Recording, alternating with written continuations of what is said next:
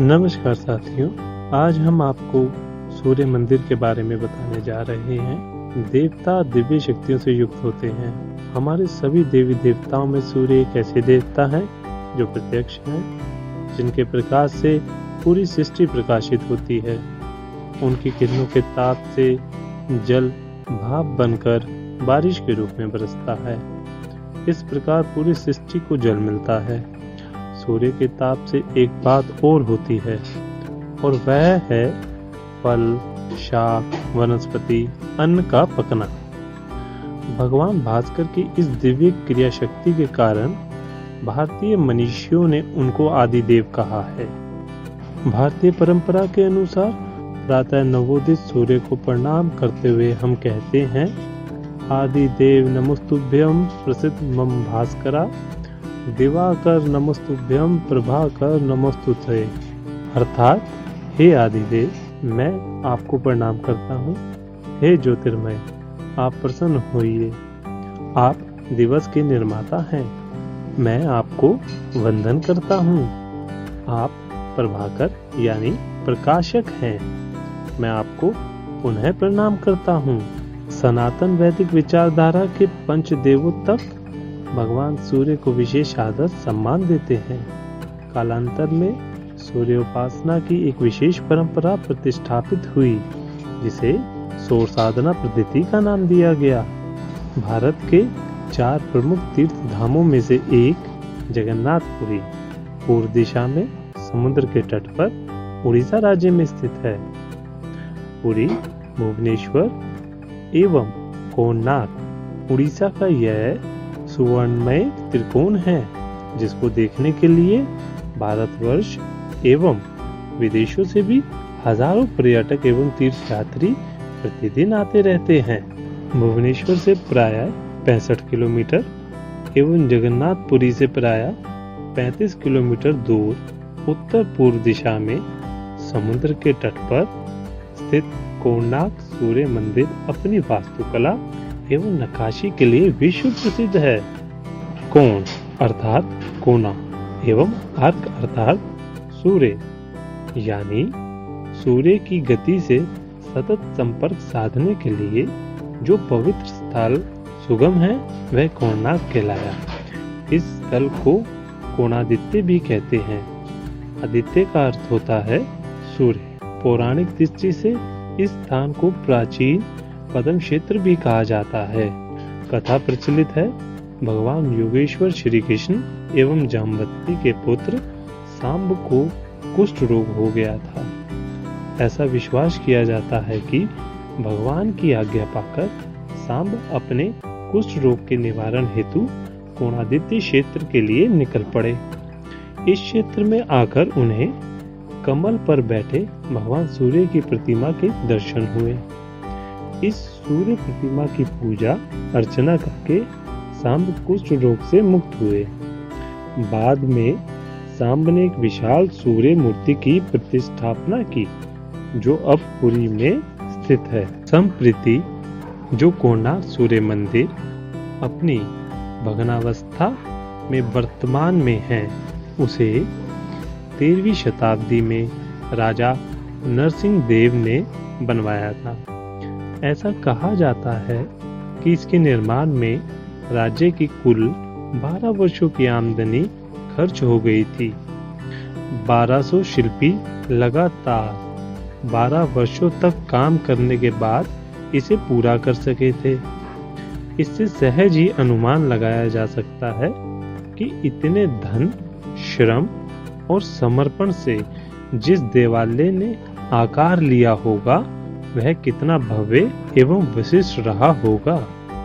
कोणार्क का यह मंदिर सूर्य के रथ के आकार का बना है। पत्थर के 24 विशाल पहियों वाले इस रथ को 7 घोड़े खींचते हुए दिखाए गए हैं। वास्तुशिल्प इस प्रकार बना है कि लगता है मानो भगवान सूर्यदेव का रथ आसमान से उड़ा जा रहा है। मंदिर के चारों ओर पत्थर पर मूर्तियां उकेरी गई हैं। इसमें विभिन्न युद्धों के दृश्य, पशु पक्षियों की मूर्तियां, सुर सुंदरियों, यक्षिणियों एवं गंधर्व युगलों की मूर्तियां और काम उत्तेजक मूर्तियां हैं। इनमें कुछ मैथुन रथ युगल मूर्तियां भी हैं जो खजुराहो के विश्व प्रसिद्ध काम मूर्ति शिल्प की याद दिला देती हैं। कोणार्क का यह मंदिर वास्तुकला, मूर्तिकला और कल्पना की दृष्टि से अद्वितीय है, कला की पराकाष्ठा है।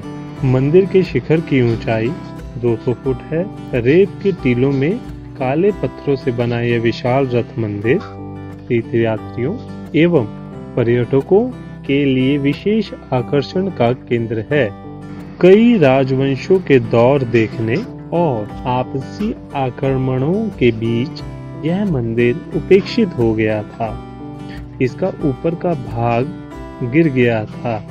ऐसा भी कहा जाता है कि इसके गुंबद में इतनी चुंबकीय शक्ति थी कि 4 किलोमीटर दूर समुद्र की परिधि में से गुजरता कोई भी नौपोत बला खींचकर तट पर आ लगता था या ध्वस्त हो जाता था।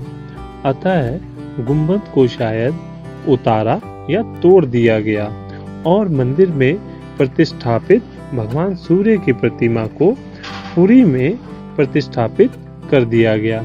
बाद में ईस्वी सन 1837 में खुदाई करके इस सूर्य मंदिर को बाहर निकाला गया। इसलिए मंदिर बहुत कुछ खंडित अवस्था में है। फिर भी जितना है वह अपनी तरह का एकमात्र मंदिर है। मंदिर के प्रवेश द्वार पर 2 विशाल हाथी को कुचलते हुए सिंहों की मूर्तियां हैं जो रथ मंदिर के प्रहरी हैं। प्रवेश द्वार में प्रवेश करने के बाद सोपान परंपरा शुरू होती है जो मुख्य मंदिर तक ले जाती है। सूर्य मंदिर के जगमोहन के समान बने नट मंदिर की शिल्प कला सूक्ष्म एवं आकर्षक है। 24 पहियों के आरोहों पर मंदिर की आधार भित्ति एवं मेहराब पर बनी कामोत्तेजक एवं नयनाभिराम मूर्तियां बरबस मन मोह लेती हैं। परिसर के पास एक सरकारी संग्रहालय भवन भी है जिसमें मंदिर की मूर्तियों के अनेक अंश संग्रहित हैं। इस संग्रहालय में नवग्रह मूर्तियां एक ही शिलाखंड में बनाई गई हैं जो बहुत सुंदर हैं। इस सूर्य रथ मंदिर में कामुक मूर्तियों की भरमार है। संग्रहालय में भी कुछ इसी प्रकार की मूर्तियां रखी हैं। पुरी में श्री जगन्नाथ जी के मंदिर पर तथा साक्षी गोपाल मंदिर पर भी ऐसी मूर्तियां उत्कीर्ण की गई हैं। यह बात केवल उड़ीसा के प्राचीन मंदिरों की ही नहीं है किंतु समस्त भारत के प्राचीन मंदिरों में पाई जाती हैं। दक्षिण भारत के मंदिरों के गोपुरों में भी ऐसी मूर्तियां पाई जाती हैं। कहा जाता है कि वज्रपात से रक्षा के लिए इस प्रकार की मूर्तियों का निर्माण किया जाता था। ऐसा भी कहा जाता है कि इन शिल्पकारों पर वाम मार्गी साधनाओं का बहुत प्रभाव था। संभवतः काम हर कालखंड में आनंद, ऊर्जा एवं संतोष का परिचायक रहा है। यही कारण है कि जहाँ कहीं भी मानव मूर्तियाँ कलाकारों ने गढ़ी हैं वहाँ उनका झुकाव काम वर्णन को रूपायित करने का रहा है। आखिर धर्म, अर्थ, काम एवं मोक्ष 4 पुरुषार्थों के सिद्धांतों को मानने वाला मानव भला काम को कैसे उपेक्षित कर सकता है।